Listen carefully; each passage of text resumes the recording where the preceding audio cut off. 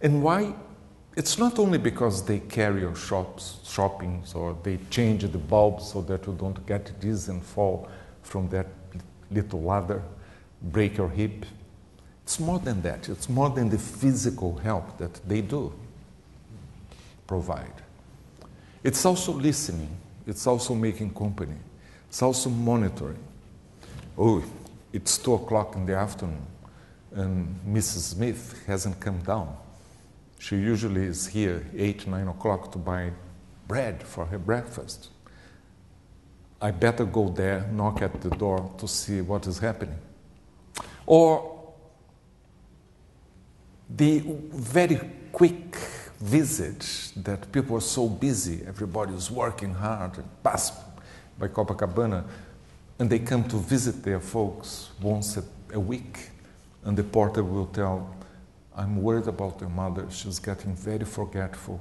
Or I'm worried about your father, since your mother died, he's sometimes bringing people that I know they are not good people around from this neighborhood, so he puts himself at risk, and I'm on the porter, you have to do something about this. Or we'll call the emergency, the ambulance, or call a relative if something happens. So what we are doing now is simple. If these guys are the best friends, let us train them and give some gerontological tools so that they can be more effective in what they do. Costs virtually nothing, certainly not to the public sector, because the most important, the largest private bank in Brazil, real powerhouse, is providing the resources, and this training is being done so that hundreds of porters, first in Copacabana and then gaining other districts in Rio, and now already in São Paulo and other big cities in Brazil, being trained in a very simple way so that these guys become gerontological, age-friendly porters. They get a certificate. It is in association with the Brazilian Society of Gerontology. So their self-esteem is raised. It's very simple, 12 hours, 4 sessions, 3 hours each. And they will have the skills and tools to become more effective in what they were already doing, improvised.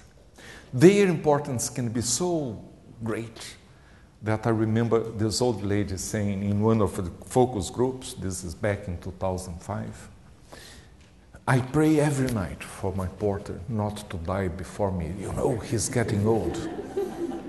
And I would be lost. I wouldn't know what to do. Then another lady said, yeah, I lost my husband back 2 or 3 years ago. And my friends start saying, you are depressed, you need counseling, you have to go to a psychologist. So I started going to the psychologist, and I went there for 3 months. And I had to take the bus, and it was always the time that was convenient for her, but not for me. Sometimes I would start to warm up, to say something really meaningful, and the session would finish. It was costing a lot of money. And then I clicked and I said, I'm going to do it with my porter. He's there. He cannot escape me. I decide what time. It's going to last for as long as I want. It is free. And guess what? His counseling is much better than the psychologist used to give me. Perfect. So sometimes simple things like this can make such a difference. And it's up to you to listen to all the people in your community to find who are the agents that can be powerful.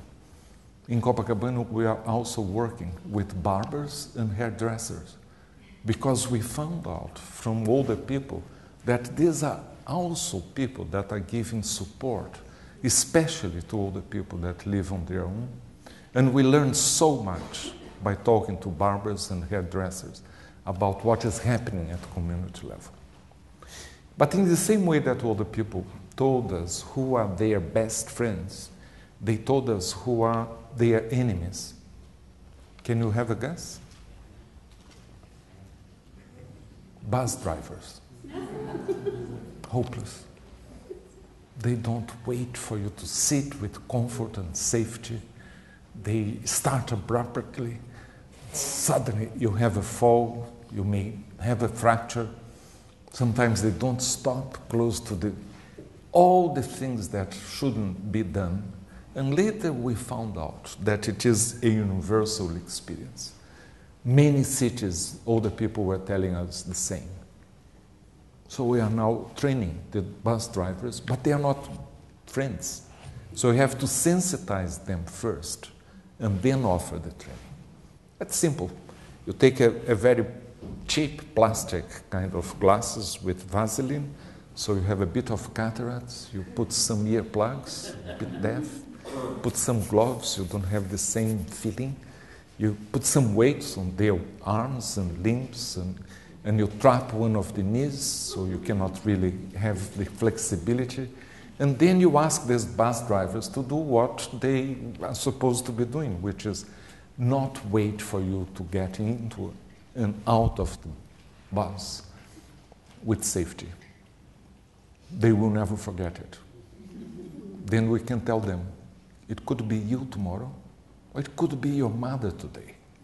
Don't you think that would be nice to go through some training on how to provide the services with safety, security?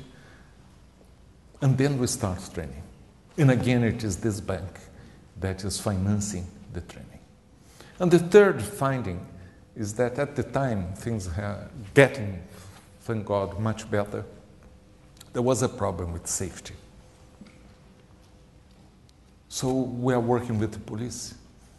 And we have, right in the middle of the beach where there is a tube station, an underground station, we have now a police station that is open 24 hours a day, 7 days a week, for older people, staffed by policemen and women that are trained to deal with older people. Again, it doesn't cost a bomb, and it's providing a service that older people told us this is what matters for us to live in Copacabana in a more age-friendly environment. When I told this story in 2005, there was such a great deal of interest in the audience. I said, well, we can do this elsewhere in the world. And the first 12 cities that joined us with an interest, we went to Vancouver, sponsored by the Canadian government, and we started in Vancouver with the 12 cities. Later we expanded to 35, and these are the cities, including here in Melbourne and in Western Australia. And what we did was in Vancouver, we devised a protocol, very carefully prepared, the methodology that is needed in order for us to look at how people are aging through their own voices, protagonism. And later in 2006, about March, we started in all these 35 cities with the same methodology, based on focus groups, qualitative research, so that we could listen to the voices of older people and we could start this global movement.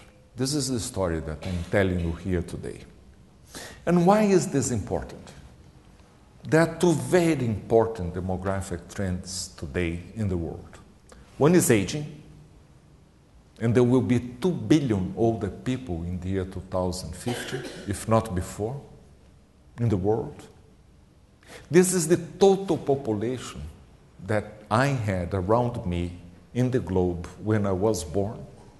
So in my lifetime, since I was born, till the year 2050, there will be as many older people as there were 105 years earlier, population as a whole. It is revolutionary. It has never happened.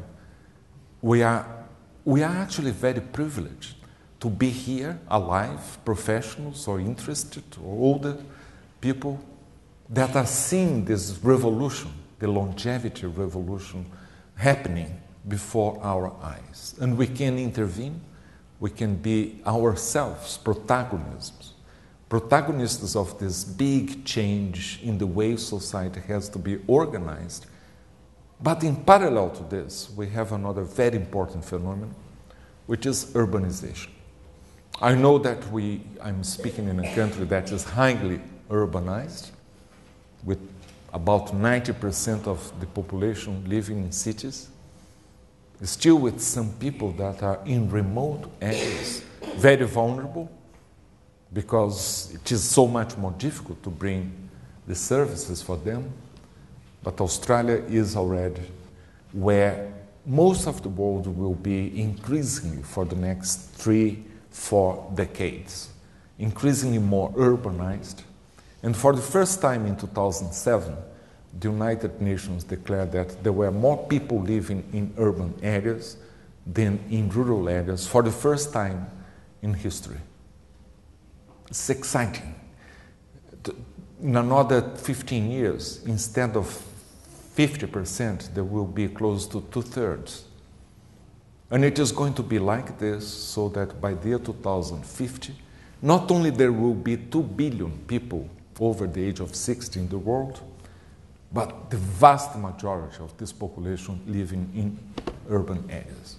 So we bring those two things together, aging and urbanization, and you have all the ingredients to explain why preparing the world for this kind of reality, aging in cities, is so important.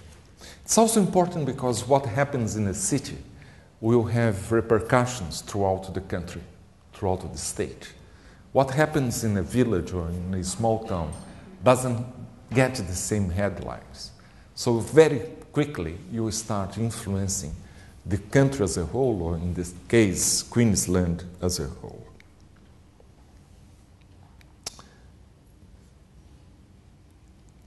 I'm not doing well with this. Okay. The other reality is that not only we are aging, but there are hundreds of millions of people that are aging like this woman, in poverty. I'm talking about the world as a whole. You are incredibly privileged. You should be aware of that. Aging for you, the vast majority of Australians is aging with privilege, with access to services. Don't forget this. I'll come back to this at the end of my talk, because if there is a word that combines well, rhymes with longevity, is solidarity. It's solidarity between the young and the old, the poor and the rich, the developed world and the developing world. But you are aging on the whole very well. And I pay respect to you because I'm afraid I don't know what is the problem with Aborigines. I don't understand. It would be incredibly arrogant from me to try to explain or to understand why your people, why you're not aging. If there is something that you have to address, and I think that you all agree with this, is that it is embarrassing to have the original population in this country with a life expectancy that is so much lower than for you, the vast majority of those that are listening to me here. So I don't intend to make any recommendations about aging and the Aboriginal population because it escapes me. It's sad for me to see that you are where Brazil was 60, 70 years ago. And now Brazil is with a life expectancy of 75, and you seem to be stuck with a very poor life, in very poor conditions, preventing, and I don't understand it. This is why I apologize for not making comments about something that I can't simply understand. Well, no city is perfect. This photo I took in Lisbon a few years ago, and you can see that it is a city built on hills, So you have staircases and you have difficulties in the slopes. But if you put some handrails, simple, not high tech, it's going to make the life of all the people easier, but it's also going to make the life easy for everybody. And you have a beautiful thing in English that we don't in Portuguese or in other Latin languages. You can say age-friendly